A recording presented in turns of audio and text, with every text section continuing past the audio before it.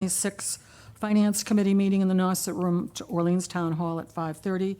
I'd like to take an attendance so that we see that we have a quorum here, starting Chris and Peter, Dick, Ed, Craig, Tony, and Elaine. That makes 7 of us.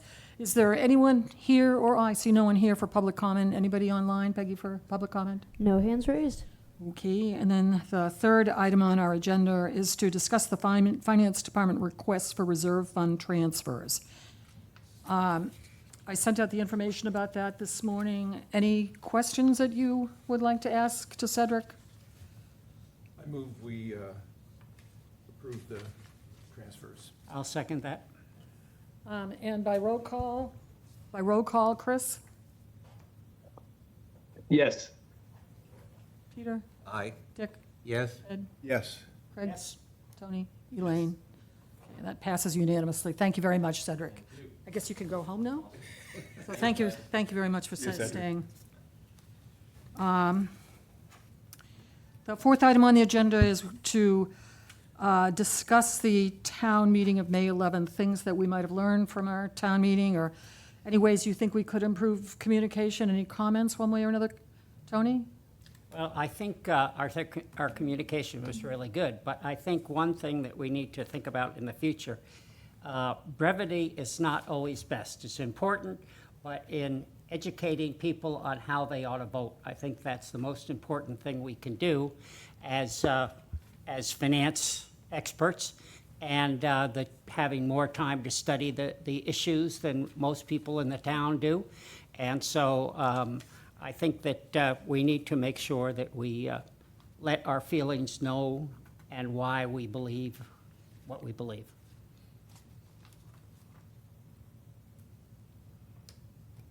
Anybody else? Comments? Chris?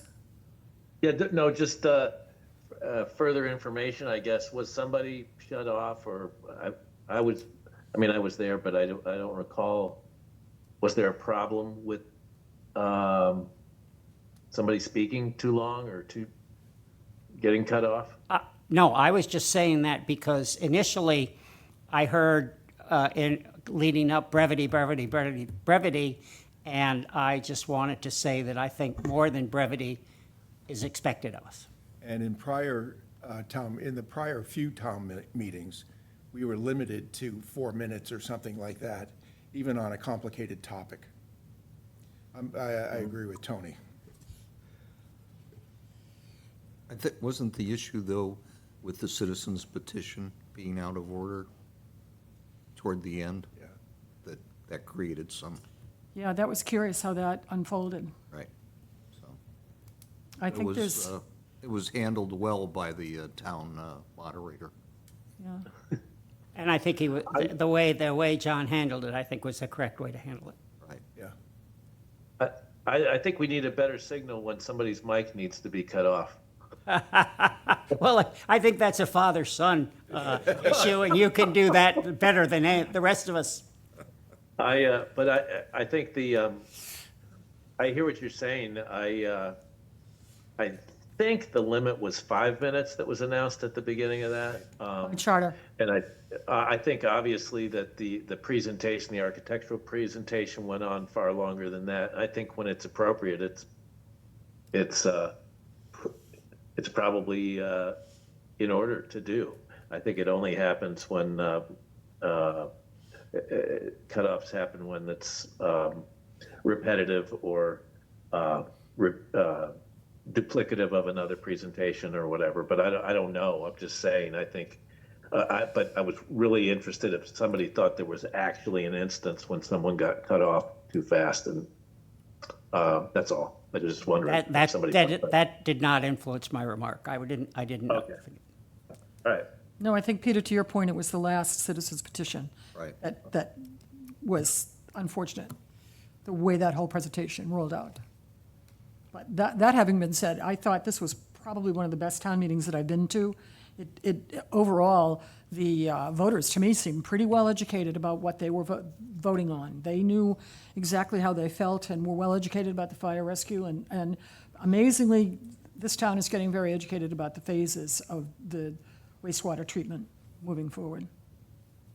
And don't you think, Elaine, too, a lot of that, I think, is attributable to that great idea of having staff be available for questions and answers ahead of time at all those meetings at different times of day and different days of the week, so that literally anybody who had questions ahead of time could have a full discussion with the, fire chief or whoever, if they Yeah, wanted to. I mean, the town And went I to, think that's, yeah, great lengths, I think, to educate the community at large, whether it was through the newspaper, but through all kinds of missives that went out to all of Were us. those meetings well attended? Yes and no. I mean, I went to some where there might have been only 3 or 4 people, for example, at the fire station. And some of the wastewater ones, I think there may have been as many as 20.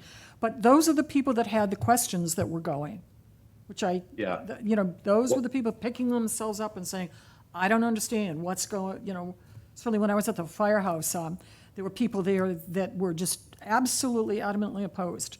But by the time they got done with 60 to 90 minutes with Jeff Deering and Ted Galante, completely flipped around. So sometimes it's not quantity, because you take one person like that who's changed their mind, now they go out in their world, in their social world, and they start educating the people around them. But yeah, I really want to commend the staff of the town for the job they did and being available after hours and just to answer anybody's questions about anything. So I think that goes a long way towards transparency and at least making the effort. yeah, to, and being available just before town meeting as well, for a good Yeah. solid hour. Ed? Is there a way we can identify significant issues coming up at the next town meeting in October and invite the sponsor for that particular article to come here Absolutely. and present the article to us and give us a chance to, Absolutely. quiz and push back and be able to make an informed decision early on rather than the week before, 10 days before the town meeting. But I don't know what's the mechanism to say, will the library be on in October? Will the elementary school be on it? We get the warrant a good 5-6 weeks before the actual town meeting. I'm thinking months. Good question, Well, we only have 4 months now. right, So I'm not thinking that many months. But I think the earlier the better. yeah, good point. Because we only meet a couple times a month, so that, and I think to do a good job, we ought to have one sponsor per meeting. So I think we got to get humping early, because we have to prepare for the meeting, and then prepare for a good debate, and then come back and make a decision and discuss it among ourselves. Yeah. So that we have more consensus. Yeah. And prepare for our vote, which Amen. appears. That's what I in mean. the- And Yeah. that's, Yeah. and it seems to me that Kim will have a pretty good idea of what's coming up. May be on the warrant, may not be, but she knows what issues are coming up. Yeah, and it might be, things that are financially substantial or controversial. Certainly raising more debt should be high on the list, anything that requires debt. But then at the same time, if there is an idea or a petition that is controversial and has financial implications that we should opine on, I think we ought to get ahead of it. Good point, good point. Anybody else? Craig? No, I will just say, not to belabor a point, but I thought it was interesting that one of the attendees actually asked us when we had a split vote. And so, to your point, maybe getting out in front of that, having, remarks after the questions being read or the I article. think that's a good idea. And so being prepared with prepared remarks. I think we owe that to the town. Yeah, Then we get both sides of the issue right up front. yeah. This is the first time in my history, I want to say, certainly on the Finance Committee, and I'm trying to look back past that, where the Finance Committee has voted immediately before town meeting on an issue. And Yeah. having had that happen this time, if I were around again, I would say never again. Because it doesn't give us the time for people to be able to develop Right. you know, and really consider what's going on. I think from a finance committee point of view, we could have handled, I could have handled that better. Okay, next item on the agenda are liaison reports. And Craig, you want to talk about some of the things you're learning at the Board of Water and Sewer Commissioners? Yeah, sure. So I've been attending the last couple Board of Water and Sewer Commissioners meetings. A lot of what they're talking about is focused on sort of phase 3, phase 4. One of the things that I sort of really pushed them on the first meeting, in pre-meeting, I met with Kevin Galligan, and it was about like coming up with an estimate for the betterment, because that is a very substantial cost for everybody in phase 2. I sort of understand the logistics of it, you know, not being a finalized cost yet, not knowing the sewer units. But I mean, my point to that is you sort of know whether it's 33 or $34 million. We're not going to hold you down to the nickel, but we do need some sort of, because that's what I'm asked, right? Like, I'm in phase 2. Everyone on my cul-de-sac is asking me, well, what's this going to cost me to the town? And so they promised that hopefully by sort of mid to late summer to have an estimate. You know, it's not going to be exact, but I said, does it need to be exact? Just because right now we're operating on $0 to $50,000. And to sort of narrow that down a little bit, I think would be sort of helpful. And they were amenable to that, so that's sort of a good step in the right direction, I think. Yeah, Tony? With regard to that, I think that we need to take, those of us who believe this, need to take a position about extending the project. I don't know how many of you read the Chronicle today, but the school consolidation estimates run from 67 million to 76 million if we consolidate. And it doesn't talk about, well, it did talk about just repairing the school or rebuilding the school, bringing it up to code. That was in the $70 million.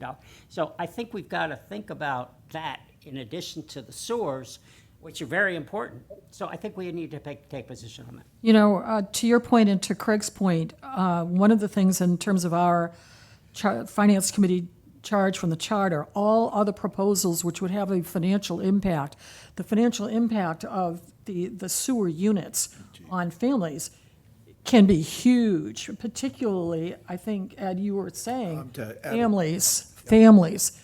And that's not directly to us as a town paying for this, but for the individual family, for a family that's got 2 or 3, 4 kids using showers, toilets, teenagers, and the amount of water that's going through. So now what is a sewer unit for that family can be very different than what it is for the house that's used for 4 or 5 weeks a year. To add a little color to Craig's comments, sewer units will be equal to or greater than the number of hookups for the phase. So if phase 2 has, pick a number, 400 hookups, we'll have at least 400 sewer units, and the sewer units will be adjusted based on the usage of the lowest category. And then you might have 1, 2, or 3 sewer units assigned to you based on your water usage over the last 3 years. And as Elaine says, I think that's detrimental to young families who wash more clothes, do more dishes, take more showers, you name it. And so the folks that are finding it most, that Orleans increasingly unaffordable, we're pounding them with the betterments. And on the website, town website, phase 1 betterments ranged from a little over $5,500 per tie-in to over $100,000. So, That's of commercial. course, it's downtown, so it might be a commercial. Oh, I see. But at the same time, our retailers, our commercial company, accounts, 100,000 to 100,000. So there's a wide range, and it is, I think it is estimable by the end, in the summer, very easily. But it's a big nut. It's a big nut. And I think it disfavors some of the younger and more modest income families that we're trying to attract and retain. I think that's important to point out, because most people at the town meeting, I don't believe most people consider that part. They're just looking at the big debt and that kind of thing. Right. So I think it's important, as you say, to bring that up so that they know what they're voting for. The part-timers that own properties here and share Orleans with us for a month, a summer, they're at minimum sewer unit. It's the family with 3 kids that water never turns off, that get hammered. Yeah, that's very true. Yeah. And, and I think, it's nice to sort of start that dialogue, because also one of the other things that I had mentioned here is the additional costs that Orleans residents that are hooking up are being responsible for that Harwich or Dennis residents aren't. And so there's been a little bit of movement on that, trying to at least identify some costs. They sort of did highlight some cost reduction measures that they did between phase 1 and phase 2. I guess in phase 1, every time you had the town inspector come out, that was a $100 fee. Now they're sort of doing it as $100 per property for the inspection, whether they have to come 2 or 3 times. But there's still, there's several $1,000s of additional costs for an Orleans hookup as opposed to Harwich. And that's coming from the contractors, it's coming from the engineers. And so if there's a valid reason, then someone can explain that valid reason to us. But in terms of Yeah, Chris? Chris? Yeah, I think, honestly, I think the entirety of the cost is coming from the engineers. The requirements of the engineers are what drives how many times a inspector has to come, for instance. And that's why the hookups in some of the other towns are so much lower. And it's why there's so much talk and pushing for getting a request for proposal from other engineers, other people involved. I don't think it's the contractors, because they have no control over how many times inspectors come out, and sometimes the inspector can't come out that day, and he's got to stay mobilized for another day, and he charges for it, and that costs money. And so the betterment's just in many cases, part of it. At our office, the betterment was $35,000, and the hookup was $25,000, and we're only like 30 feet from the sewer line down the middle of the road. So very short hookup, but the amount of inspections and things that were being required by the engineers is what drove it. They had to come, they had to be there for more days than they would have otherwise. So I think those costs really do, yes, the betterment is hurts people who use more water and hurts families worse than a single couple living in a home, yes. And it's only part of the cost, because the hookups are costing quite several 100% more than they were estimated to in the original proposals for the sewers. So I think that's a surprise to people when they find out. Chris, not to be too nosy, but how does a law office manage to accumulate enough water usage for $35,000 worth of sewer units? Exactly. I mean, it's like you have a bootlegging operation or something in the cellar. Well, some of those hookups the betterments were over $200,000. So I don't know where the. But I would think your office is like an almost zero use water use. It's very low. It's very low, and part of it I think was a leak in a line, and they don't give you any break. If there was I know that. there was a problem that needed repair. So yes, that was unfortunate, but that's the way it came out, and a lot of the people around us haven't been much lower. So some of the offices and so forth, and of course anybody who actually uses water, like a restaurant, is really getting hammered. Yeah. So I think But it's very hard to change these things in the middle, because what you did in phase one, if you don't do for the other phases, is also going to create somewhat of a dissatisfaction among the phase one, two, and three people. So anyway, just Maybe there's a way we could suggest a fund put together to offset some of these surprising costs, or the engineering fees, or something like that, or get bids from other engineering companies for what they would charge to do this, and put this engineering firm up against some competition, now that we know more about it. Peter, you had a comment? Yeah, just a, kind of an observation about an after-action review and unintended consequences that have an impact on affordability. And the comment that, they would be amenable to me, it's an imperative.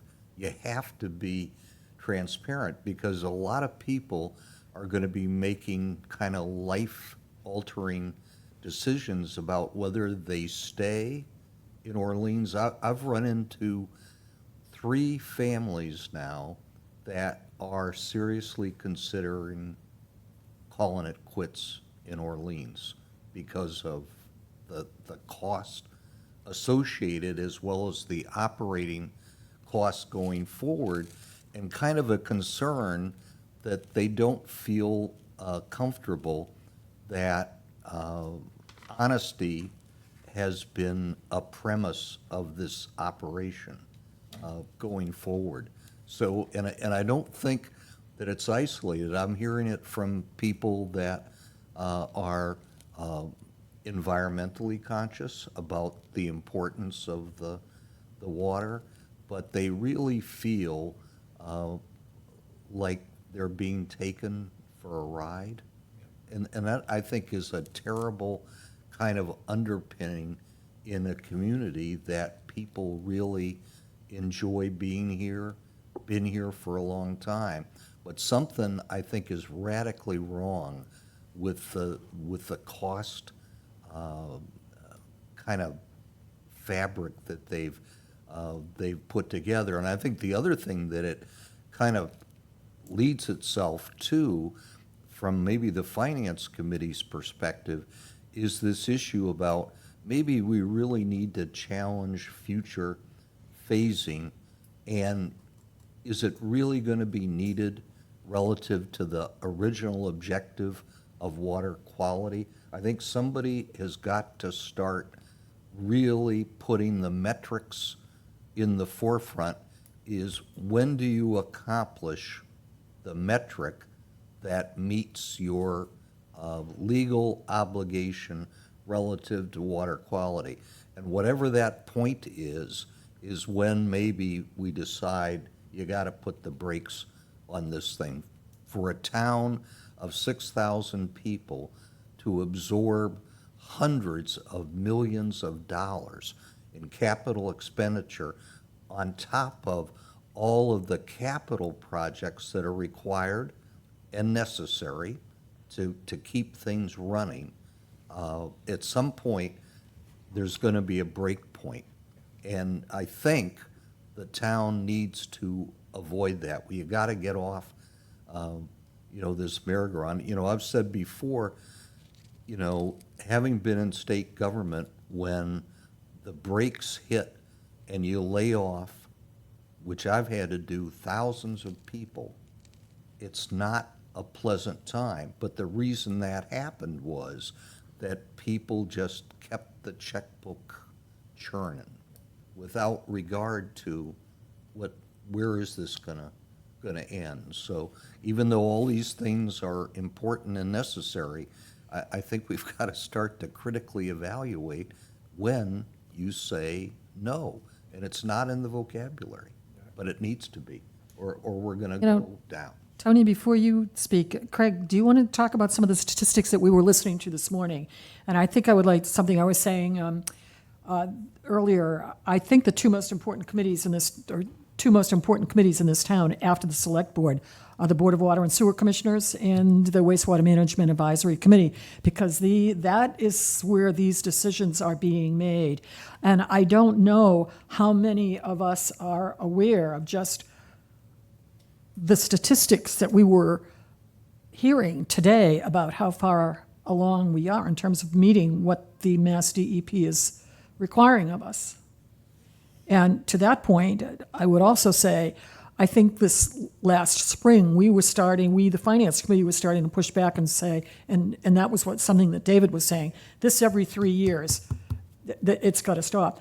But these boards, we have this set up that it's a 3-year cycle. Anyway, I don't know if you want to share some of what we heard this morning, Yeah. Craig. And I'm not sort of prepared to speak on it because Yeah. it's sort of up on the screen and I don't have Yeah. it in front of me, but Yeah. there were significant improvements Huge, in the reduction. I think one was what, 65? 65% So we're more than in the halfway first 3 phases. for a particular area. And so to your point, at some point, we're going to blow by 100% reduction earlier, I think, than phase 16. And so at some point, and these are, I think, meaningful numbers and sort of tell us what the success rate has been per dollar spent so far for phase 1, because phase 2 is not even online yet. And to have a 65% reduction for a particular body of water with just one phase is sort of remarkable. And, want to give them credit for that success, but at some point you need to do 15 more phases because, 100% is good enough. Yeah. Great, thanks. And Tony? I think that, in the commercial world, we don't try and think, or at least my company didn't try to think about all the things ahead of time. We'd go ahead, we'd do something, and then we'd look at it again. I don't get the feeling that they want to stick to their plan and they haven't adjusted it. But clearly, there's some things that should go on, like rebidding the engineers, if it can be done. I don't know what else, but I think that part of the responsibility of this committee, if it's not done, is to precipitate a discussion about that because of the financial impact on everybody. I can also only believe that the incremental benefit in each of these phases diminishes. Yeah. And the cost has to go up because you're talking about bigger distances, fewer homes associated with each parcel that they're doing. And so the cost per unit is just going up and up and up. And remember, David has been very vocal about other technologies, and I certainly applaud him for that. He's not here now, but that's another thing that I think that this committee can precipitate. Sounds like we know a committee we ought to invite, Yeah, and early. definitely. And often. And how about the alternative? The Chicago, though. alternative is the high-speed septic system, right? Yeah. All right, well, based on the numbers that you're throwing around, how does that stand up in cost relative to having the $35,000 installation, and $25,000 betterment, or whatever the hell it is? Right away, you've got $70,000 right there. So, how much more is it to put in a high-tone septic system? I think we have to be the conscience. Anything else? So the next item on, that gives us a lot of food for thought, by the way, about where we want to be directing the Finance Committee in terms of how we need to educate ourselves about what's going on and being, as you said, Dick, like a conscience for the rest of the town around there.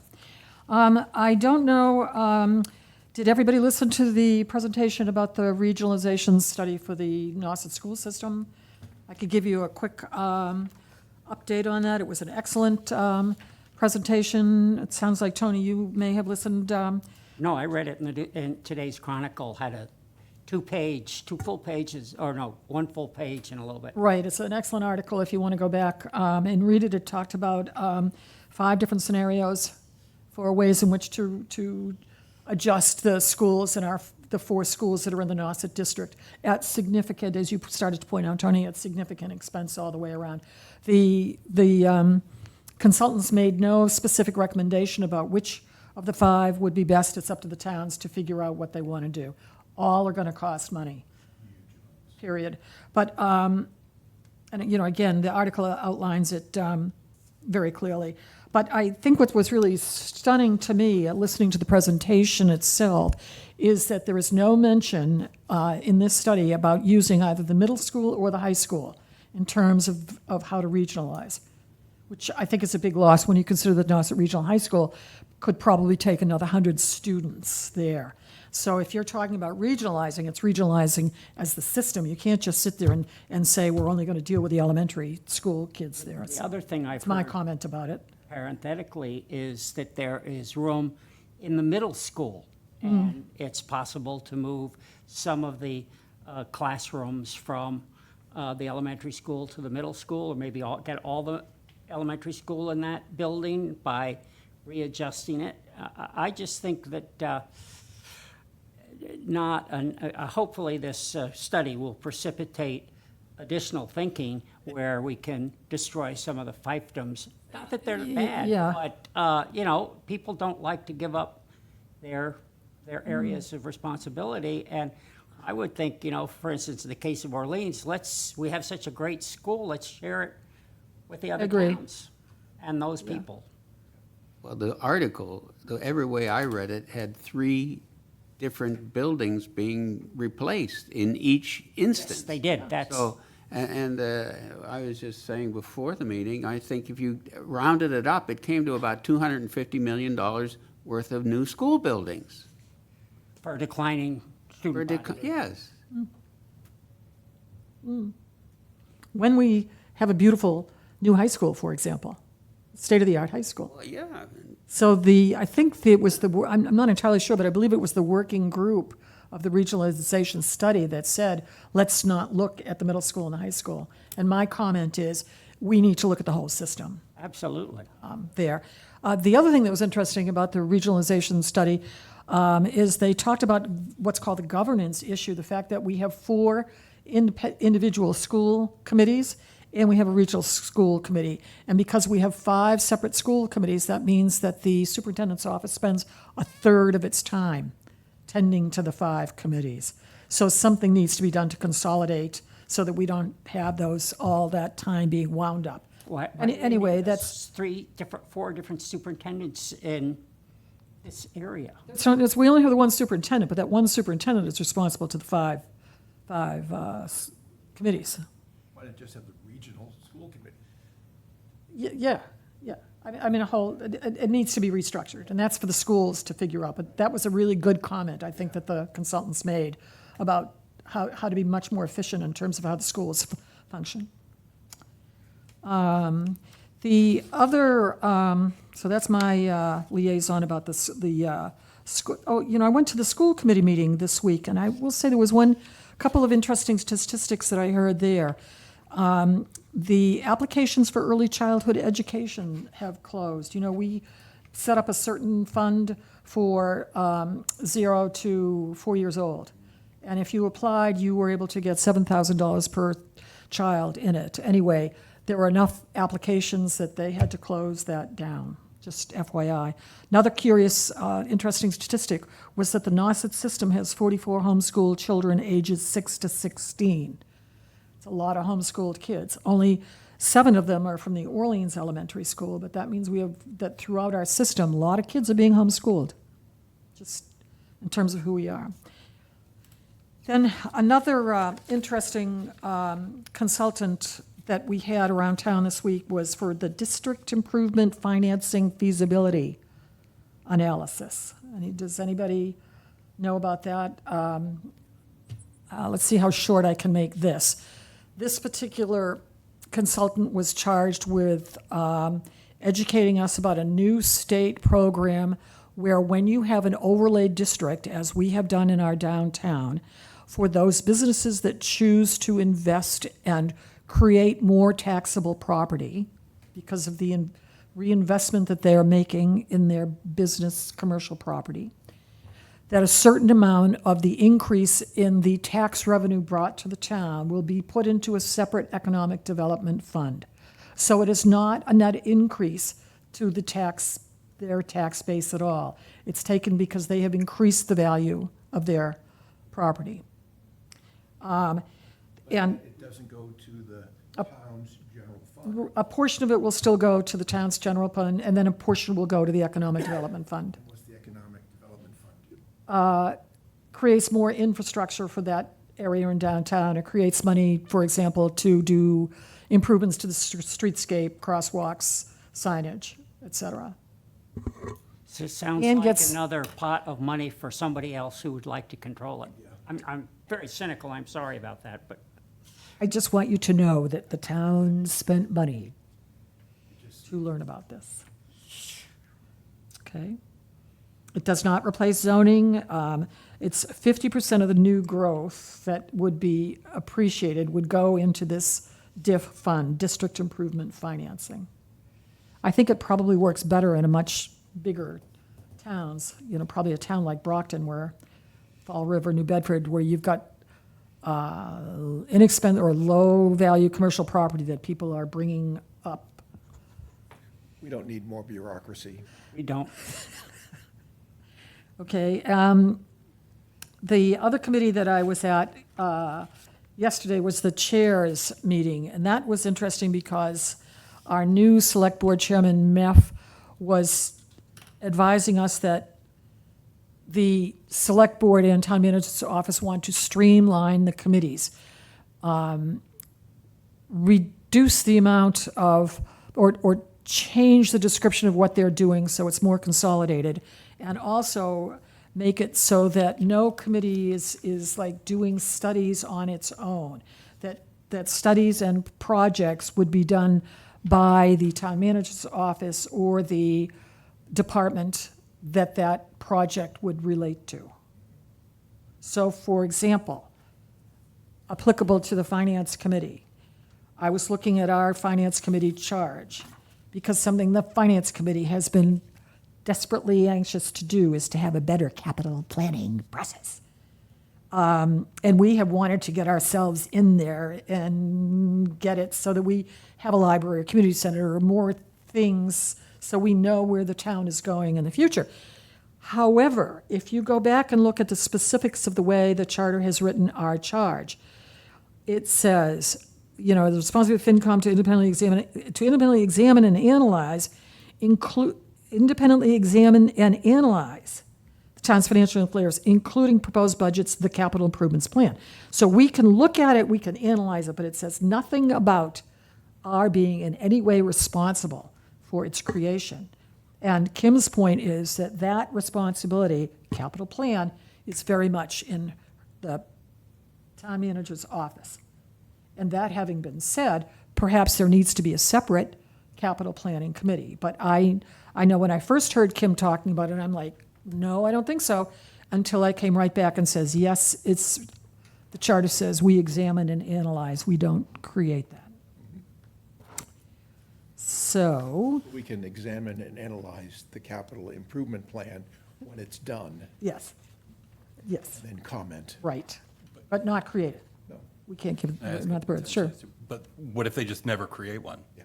Right, so like, do we have any teeth to? Well, sort of- there is, we do have one. There is one in the budget. There is a capital improvement plan. It's quite narrow. 6 years. Right, so if we wanted a more 4 years. robust one, do we have any sort of ability to okay, No, we do not. so we can just ask and they say, no. Yeah, we've asked, and we, Yeah, I just wanted to sort of say, is there any way Right. to sort of, and to the conversation that we were having a little earlier about the phasing on the sewers, I don't know if you heard me, I hate to mouth off in public about this, but when David and others talk about the cost of these whole wastewater system being $500 million, there's no room for a library in there. So somehow we have to figure out other strategies of managing our wastewater so that we can pay for, whether it's the schools or, whatever, down the line. Sidewalks, safety things that are coming up, all sorts of things. Anyway, I think there's a lot of work that still needs to be done